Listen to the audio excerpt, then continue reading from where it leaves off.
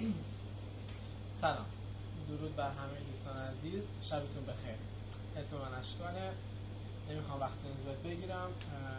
یه چند سالی است که در رستوران ایتالیایی مشغول به کار هستم و دوست دارم که این تجربه‌ای که به دست آوردم رو با شما تقسیم کنم. خب این ویدیوی اولمه.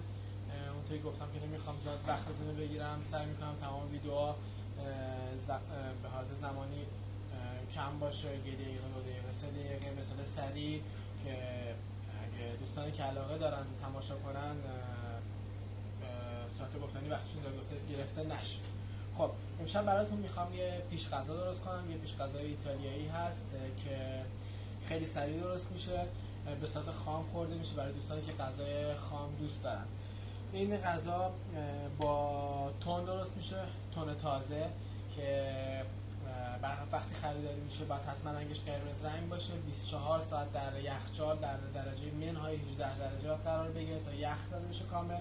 بعد میذاریش بیرون بدون آب، میذارید یخش آب بشه، باز بشه و مراحلی که الان میبینید رو انجام میدم و یه توضیح کوچیک میدم که ببینید به چه صورت انجام میشه. خب برای انجام ما یه برش خیلی باریک میزنیم چون بعد این تیک‌های مربع مانند در بیان. من الان برای 1 نفر درست میکنم، برای همین زیاد نیاز نیست درست کنید. خب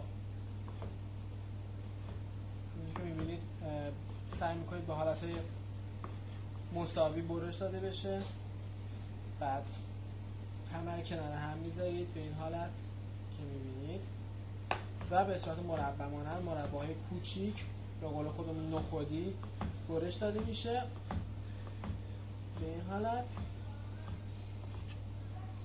خب در اینجا اصل مطلب ما این یک سس که بهش میگن چیترونت که با روغن زیتون و آب لیمو و نمک و فلفل درست میشه که در ویدیوهای بعدی درصد لیمو و روغن زیتون حتما خدمتتون عرض میکنم.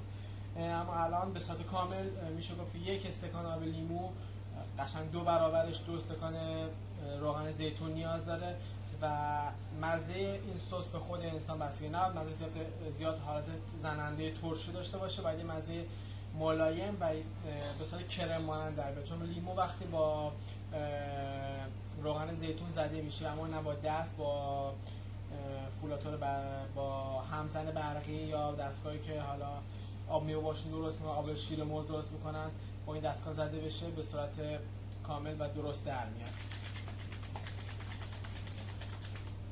این سس اگه دیده بشه الان باید همچین رقمتی داشته باشه، مثل کرم مانند میمونه. یه مقدار میذارم روی تون، همونطور گفتم نمک و فلفل یه مقدار، حتما 1 مقدار روغن خالص و انار، دونه‌های انار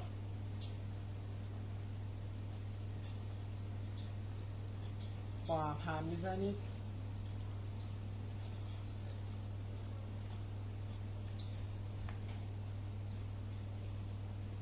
اینو حتی دوستانی که در ایران هستن میتونن امتحان کنن، چون این ماهی ایران هست، ماهی تونه که ایران هست و یه غذای خیلی خیلی بازم میگم چون این در یخچال قرار میگیره منهای 18 درجه 24 ساعت، تمام میکروبای داخلش کشته میشه، برای همین خوردنش مسئله نداره، چون خونم داخلش نیست، برای همین خوردنش مشکلی نداره. به هر حال من حالا این ظرف به این حالت دکور میکنم چون یه دونه قالب مخصوص قلب دارم. به این حالت 1 فشار.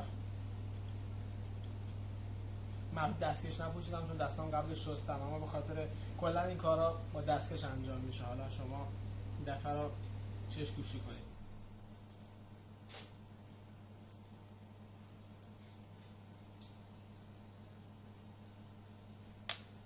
یک مقدار انار دورش، یه برگ.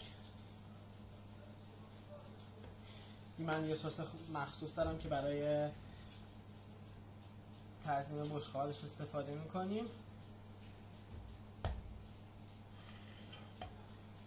بشقاب ما آماده است، امیدوارم خوشت اومده باشه. این غذا را تون با دونه‌های انگوره، دونه‌های ببخشید معذرت میخوام، دونه‌های اناره که امیدوارم خوشتون اومده باشه. متشکرم. شب شما بخیر.